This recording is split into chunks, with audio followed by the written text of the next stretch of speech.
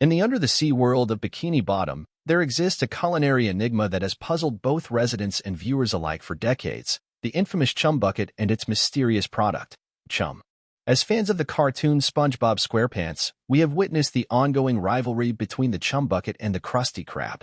But one question that lingers in the deep recesses of our minds is, what in the name of King Neptune is chum, and why does Plankton insist on serving it to unsuspecting fish?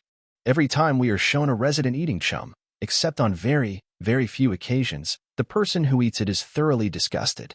Before we get started, please hit the subscribe button, and while you're there, hit that bell so that you're notified when I post another video.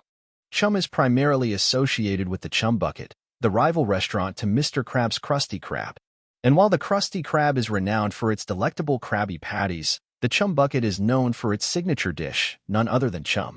Plankton continues to use chum in most of his products, despite its foulness and overall toxicity, A few inches later, as shown by many having vomited after eating it.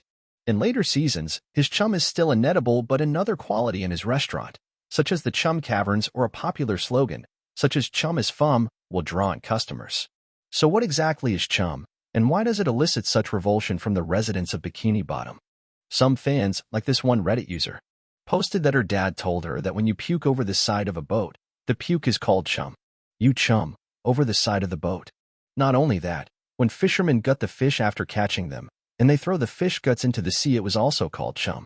So, is the Chum Bucket selling fish guts? Oh, hell no! It would explain why no one wanted to ever eat there. Could you imagine the smell? When looking up the definition of chum on the internet, it says chum typically consists of fresh chunks of fish meat with bone and blood, the scent of which attracts predatory fish, particularly sharks, billfishes, tunas, and groupers. So if we use real-world biology, it would explain why it would initially attract Bikini Bottom residents. When looking up what chum is, specifically on the show SpongeBob, just to compare and contrast, it says plainly fish. It says similarly that chum is made of the parts of fish and their blood, and fishermen use it to attract carnivorous creatures like sharks. This makes sense in a regular environment with a normal food chain. But since Bikini Bottom is a society where all fish treat each other equally, it's no wonder that everyone is so revolted by it. And then the Chum Bucket is a literal bucket. When you think about it, isn't that what fishermen use to put the unnecessary parts of the fishes that they don't use? Chum literally means fish fluids / chopped fish. So, does all of this mean the residents of Bikini Bottom are cannibals? I mean, fish do eat other fish as mammals eat other mammals. So technically, it doesn't make them a cannibal if they don't eat their own species. But even then, I guess many fish do eat their own in real life. But in SpongeBob, the fish in Bikini Bottom are very human-like in most areas, especially mentally. They also eat burgers or Krabby Patties, so it's sort of less scientific in that sense. I know the creator of SpongeBob studies marine biology, but I think this is just as creepy / disturbing as the Krusty Krab theory, that the Krabby Patty secret formula is made with crab meat. But if you watch the show, you know that Krabby Patties also have a percentage of chum in it. So why is the Krabby Patty so successful and chum isn't?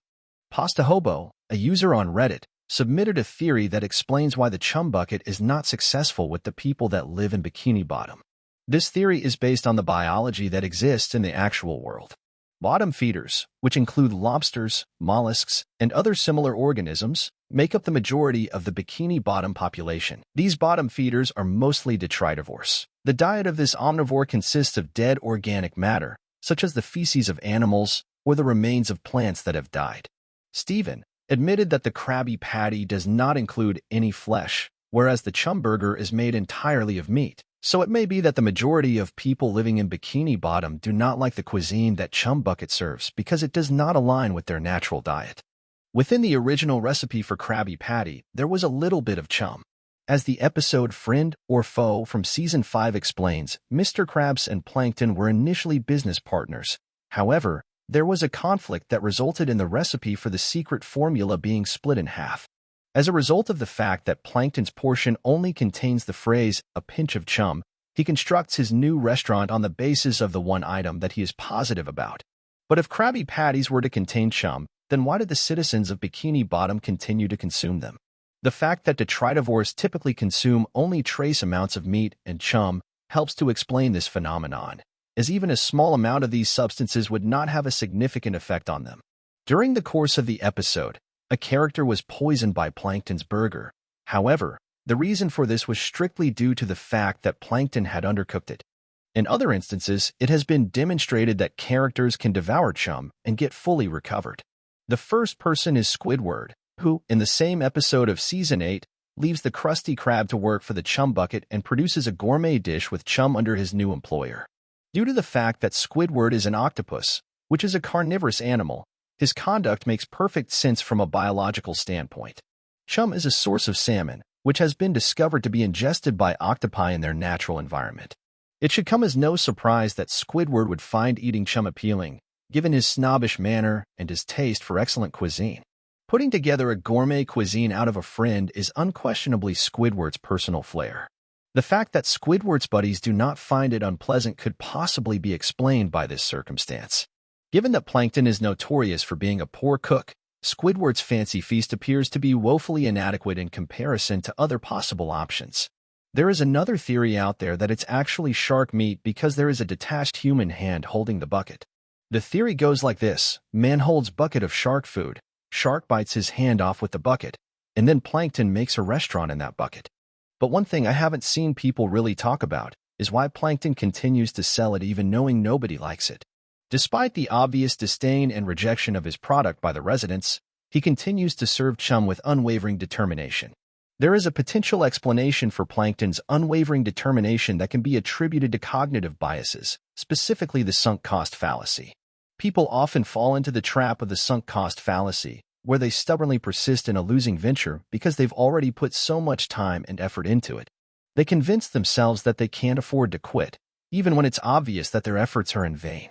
When it comes to Plankton, his decision to invest in the production and promotion of chum might have caused him to become trapped in the sunk cost fallacy. Even though the residents strongly dislike chum, Plankton's determination to stick with his product might stem from his belief that he has already put a lot of time and effort into developing and promoting it. This could be why he continues to push forward, despite overwhelming evidence that it's not successful. Plankton's single-minded focus on promoting chum, despite its rejection by the Bikini Bottom community, might also be driven by his longing for social validation and acceptance. As a small business owner in a community-oriented setting, Plankton may be interested in gaining the support and recognition of his peers, even though they openly criticize his product. It appears that he is determined to prove himself as a respected member of the Bikini Bottom business community. Plankton's personal background and experiences is shown to play a part. Throughout the series, it becomes evident that Plankton has faced numerous setbacks and disappointments in his relentless pursuit of the Krabby Patty secret formula and achieving success in his business endeavors. Perhaps his repeated setbacks have instilled in him a remarkable determination and perseverance, enabling him to persist even in the face of adversity. Plankton's relentless pursuit of chum sales may stem from a strong determination to overcome past obstacles and prove himself. This is what motivates him, even when he lacks support from others.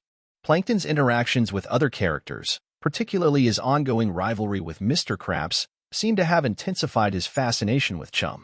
The intense competition and animosity between Plankton and Mr. Krabs has become a defining aspect of their characters, as they both strive to excel in their respective business endeavors. Plankton's unwavering commitment to serving chum may stem from his desire to earn the respect of Mr. Krabs and the other residents of Bikini Bottom. He aims to demonstrate his success and credibility in response to his rival's achievements, but I'll leave it up to you. Do you have a different idea on what chum is? And why do you think he is so fixated on it? Don't forget to like this video, hit the subscribe button if you're new here, and share this video with a friend. I also have a membership, so if you like this content, at $4.99 a month you'll gain access to more exclusive content, and as a member you'll unlock different membership perks. The link is in the description box below if you're interested. I would really appreciate the additional support. Thanks for watching.